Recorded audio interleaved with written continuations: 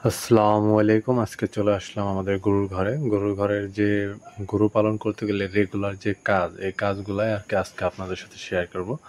প্রত্যেকটা দিনই আপনার সকালে ঘুম থেকে ওঠার পরই আপনি এরকম দেখতে পাবেন যে গরু যে পায়খানাগুলো করতেছে এগুলা মানে লাত্থালাত্থি করে এরকমভাবে ছিটাছিটি করবে যে আপনার উঠাইতেই কষ্ট হবে।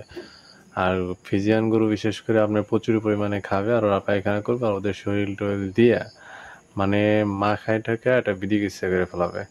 কারণ এই গরু তো আপনাকে পরিষ্কার করতেই হবে, করে না পরিষ্কার করলে আপনার কী হবে? গরুতে অনেক পরিমাণে মাছি থাকবে, গরুর ঘরে গন্ধ থাকবে, গরুতে রোগবালাই বেশি আসবে। এজন্য আল্লাহ ৩০ দিন আপনার সকালে ঘুম থেকে উঠেই এভাবে গোবর ফেলাইতে হবে। এটা ১ দিন ২ দিন না, ১ দিন ২ দিন আপনি করলে হয়তোবা ভালো লাগবে না। আপনি মনে করবেন যে না আমি এটা আমাকে করতেই হবে। তাহলে হয়তোবা করতে পারবেন। যেমন আমার এটা সকালে প্রতিদিন এই কাজগুলাই আমাকে একটানা আমি যেদিন থেকে গরু পালা শুরু করছি আমাকে এইভাবেই করতে হয়। সকালে ঘুম থেকে উঠতে হয়, ওঠার পরে আমি এভাবে গরুর গোবর ফেলাই। আমি আর আমার ছোট ভাই বিশেষ করে আপনি এই টোটাল কাজগুলা করতে অনেক সময় লাগে। এইজন্য ভাবলাম যে আজকে আমি আপনাদের সাথে শেয়ার করি যে আমাদের এখানে কি পরিমাণ মানে টাইম যায় এই ৭-৮ টা গরু পালতে। বিশেষ করে ফ্রিজিয়ান জাতের যে গরুগুলা, এই গরু আপনার মানে বিশেষ করে মানে দেশি গরু যখন আপনি পালবেন আপনার প্রতিদিন ঝাঁপাইতে হয় না। কিন্তু ফ্রিজিয়ান গরু আপনাকে প্রত্যেকটা দিনই ঝাঁপাইতে হবে। কারণ প্রত্যেকদিন যদি আপনি না ঝাঁপান সেক্ষেত্রে দেখবেন যে আপনার মানে হচ্ছে না মানে গরুর কালারই চেঞ্জ হয়ে গেছে। যেহেতু এমনিই সাদা থাকে আর কালো থাকে।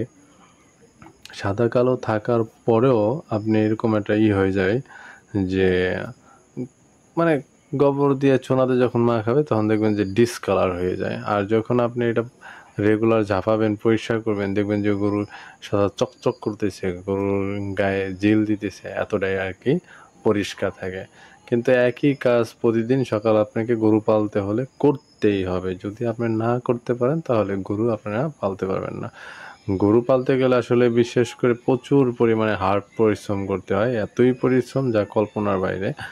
এখন যা দেখা যাচ্ছে যে গরু পালতে গেলে যে পরিমাণ পরিশ্রম করা লাগে, এই পরিমাণ পরিশ্রম বাহিরে করলেও আমার থেকে মনে হচ্ছে এর থেকেও বেশি টাকা পাওয়া যাবে। একটাই কথা আপনি যেই কাজই করেন না কেন মূল উদ্দেশ্যই হচ্ছে টাকা। তো এখানেই আরকি দেখা যাক যেহেতু এই কাজগুলা করতে ভালো লাগে এজন্য করি। গোবর ধরতেও কোনো সমস্যা নাই। সব কাজগুলো ইনশাআল্লাহ করতেছে। আর আমাদের যে ফ্রিজিয়ান গাভীগুলা যেহেতু ৩ মাস আগে কিনা হয়েছিল, ৩ মাস আগে কেনার পরে এখন আমাদের এটা ৩ টা আরকি হিটে আসছে। আর যে দেশি গরুটা ওটাতে একটা বাচ্চা দিছে। আর দেশি গরু হচ্ছে কি ছোট, ছোট বাচ্চা হয় সেক্ষেত্রে যদি আইড়ে বাছুর না হয় সেক্ষেত্রে দেখা যায় যে অতটা পরিমাণ প্রফিট আসে না। আর বকন বাছুর হলে এটা তো মনে করলেন যে ৩ ভাগের ১ ভাগে চলে আসে ওটার প্রাইস। আপনি দেখেন বিশেষ করে যদি একটা আইড়া হয়, আইড়া বাছুর হয়, যদি ২ বছর পালতে পারেন সেক্ষেত্রে দেখা যায় যে এটা ভালো একটা পরিমাণ একটা অ্যামাউন্ট বিক্রি করা যায়। কিন্তু আপনি একটা বকন বাছুর দেন ২ বছর পালবেন ওটার একটা ভালো রেজাল্ট পাবেন না। ওটা অনেক টাইম পালতে হয়, লং টাইম গাভী হবে তারপর বিক্রি করবেন। তাও যে পরিমাণ বিক্রি করার কথা ওই পরিমাণও বিক্রি করতে পারবেন না। এই একটা বিষয়।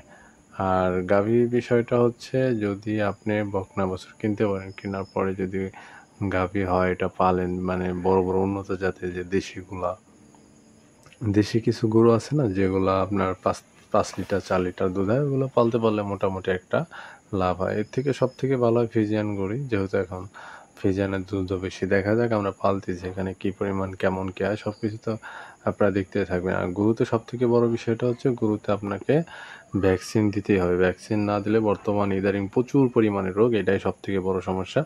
বিশেষ করে ল্যাম্পিং, আপনার খুরা রোগ এই ২ টা তো আপনাকে দিতেই হবে। যদি না দিতে পারেন তাহলে তো আপনার গরু পালার কোনো প্রশ্নই আসে না। আর গরু পালতে গেলে তো আপনাকে বিশেষ করে আপনার ২ টা দিতে হবে। একটা লাম্পিং ডিজিজ সেটা আপনার বছরে আপনি ১ বার দিবেন। এটা আমাদের এলাকায় ৳৫০০ করে নেয়, ডাক্তাররা দিয়ে যায়। কিন্তু এখানে খরচ আরকি অনেক হয়ে যায়। যদি নিজেরা দিতে পারেন সেক্ষেত্রে খরচ অনেকটাই কমে যাবে। আর খুরা রোগের এটা ৳২০০ করে নেয়। কিন্তু মূলত নিজে ভ্যাকসিন দিতে পারলে একেকটা ৳৫০ ৳১০০ খরচ পড়বে আরকি।